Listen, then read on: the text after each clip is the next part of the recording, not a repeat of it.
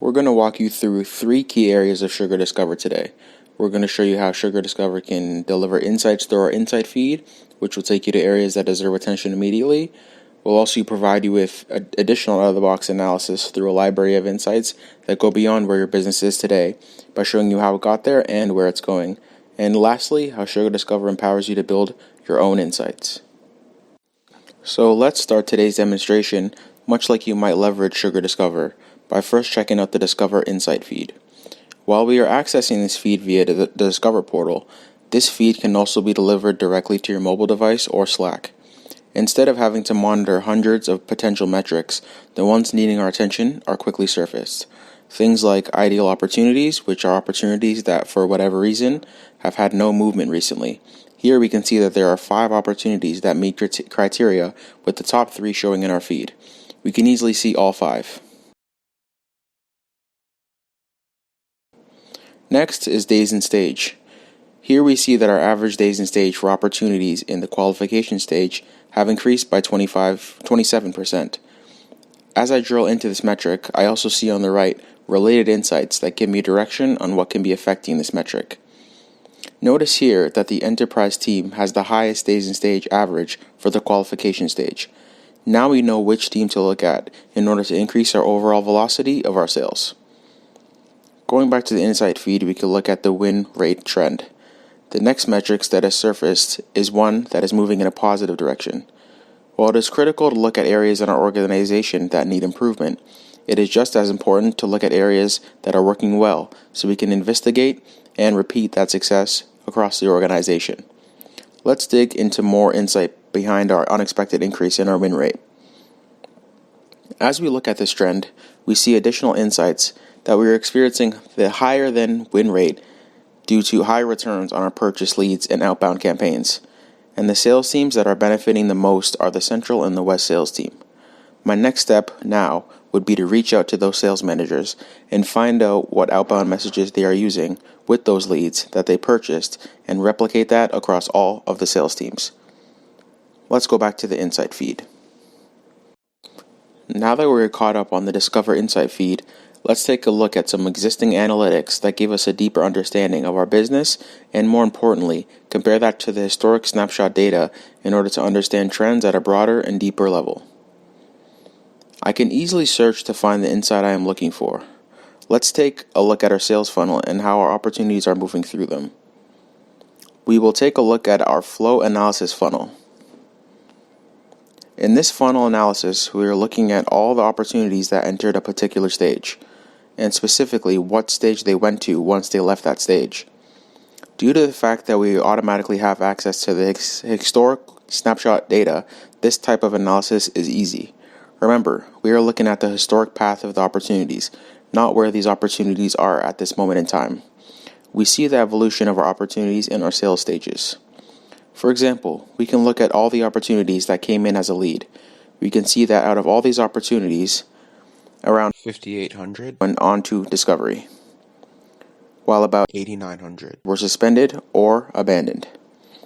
I can easily ask the question, at what stages did we either lost a deal of suspended/abandoned deal by selecting those in my legend? Now I can see that a majority of my suspended/abandoned deals were closed before getting to the evaluation stage, which tells me that we are doing a good job on qualifying the opportunities prior to spending a considerable amount of resources on them. I also noticed that we're doing a pretty decent job at winning in the negotiation stage, with not too many opportunities dropping out as a close lost.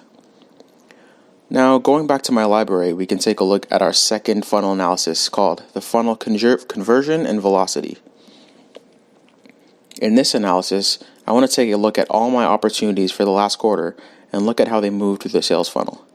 Again, because we have a historic snapshot data, we are not just looking at where those opportunities are now in the sales funnel, but rather where they have been and how long they stayed there. In this example, we can see that opportunities on average stay 11 days in discovery, 6 days in qualification, 25 days in evaluation, and a whopping 35 days in negotiation. This tells me that we have an opportunity to improve our velocity by doing a better job establishing value earlier on in our sales cycle in order to have more effective negotiations. We may also want to invest in some best practices training around negotiating. Towards the bottom, we see that our conversion rate for all opportunities is 28%, with an average of 77 days in the sales cycle. Besides being able to look at the conversion funnel, we can see on the right-hand side that SugarDiscover also delivers additional discovery insights to metrics that are contributing to the results that we're looking at. In this example, we can see a breakdown of the metrics around days in stage. As long as I have been part of sales organizations and participating in pipeline forecast reviews, they have historically been run using spreadsheets. This is typically because we not only want to understand where we are today from a pipeline perspective, but also how this has changed week by week. So, for example, let's imagine that we're going to go into our weekly forecast call, but this time, instead of having to operate out of a spreadsheet, we can look at the latest information directly in SugarDiscover. Here I can see my latest forecast, along with how that has changed from the previous week. As a management team, I can see we have closed over 1 million so far for this quarter, and we have a little over 1 million left in committed deals to close. This brings our current forecast to just over 2 million. I can go ahead and drill down to see what opportunities make up the remaining million that is left to close. And I can review each opportunity owner. So now let's say that our quota for this quarter is 3 million. This leaves us just under 1 million short toward our number. At this point, I can see that we have over 2 million sitting in best case, so I can drill down on those, and I can see which deals have the best shot of bringing into this quarter. To do that, let's go ahead and look at the opportunities that are in the negotiation stage. So, because they have a higher likelihood of closing this quarter. So here we can see all the opportunities that are categorized as best case and are in the negotiation sales stage. Time to put a full court press on those. We've just seen how SugarDiscover delivers valuable insights to your insights feed, mobile device, or your Slack. Also, how it gives you access to a library of pre-configured reports that provide you with many of the out-of-the-box reports to help you manage your opportunities, forecasts, and pipeline. It also gives you the ability to ask and answer your own questions when it comes to your CRM data. So for our last example, we are going to go ahead and create our own analysis. Let's begin with a very easy question so that you can get acquainted with the tool. We will see that asking the question, which sales teams have closed the most business this quarter so far? First, we will filter on close date. SugarDiscover automatically recognizes this as a date field and provides you with the relative data based on filters based on your organization. In this example, we will select the current quarter to date. Now that we were only looking for the current quarter, let's also look at deals that have recently closed or have already closed. So our filters are now in place and we can drag over the information we want to see. We want to categorize our sales team by the amount that they have closed. Our question, which sales teams have closed the most business this quarter, so far is easy to answer. It's the West. That was an easy question to answer. Now we'll answer a question that is more difficult and involves building a cohort. A cohort analysis allows us to look at the metrics defined in groups. As always, we want to begin with a question that is begging for an answer. In this example, we are asking, how long does it take for a salesperson to ramp up and what can we expect from them in month 1, month 2, month 3, and going on? We will create a cohort of months for this example. This will allow us to do a few things. It'll first set proper expectations for the ramp-up period for new sales executives, and second, it'll help us understand if we have an opportunity to improve the speed at which sales executives get ramped up. We will start by focusing specifically on new ARR, which is annual recurring revenue. And let's also look at this by year to see if this is improving or getting worse as we scale. While visualizations are often a good way to quickly analyze data, sometimes I need to be able to view data in a tabular format. Now that we have our ARR over the years, let's look at this data through a cohort analysis, grouping on tenure, which will give us a view on how long it takes for the sales rep before they create their first opportunity in the pipeline. For this example, I want to focus on the first 6 months of their onboarding.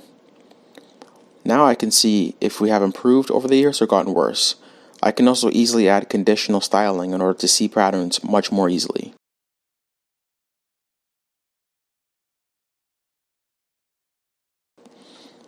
It is clear that this year, it is taking our account executive a longer runway to be able to start contributing to revenue. This can be due to various reasons, such as maybe our company has introduced a significant number of new products to the market and ramp-up time is taking longer. Or maybe we have made changes in our onboarding and those changes have resulted in undesirable results. We now have empirical evidence backed by data that this is an area within our organization that we need to pay attention to. And we discovered that in only a matter of seconds. So we've just seen how Sugar Discover can deliver insights through our insight feed, taking you to areas that deserve attention immediately. We've also learned that it provides additional out-of-the-box analysis through a library of insights that go beyond where your business is today by showing you how it got there and where it's going. And last, we've empowered you to build your own insights.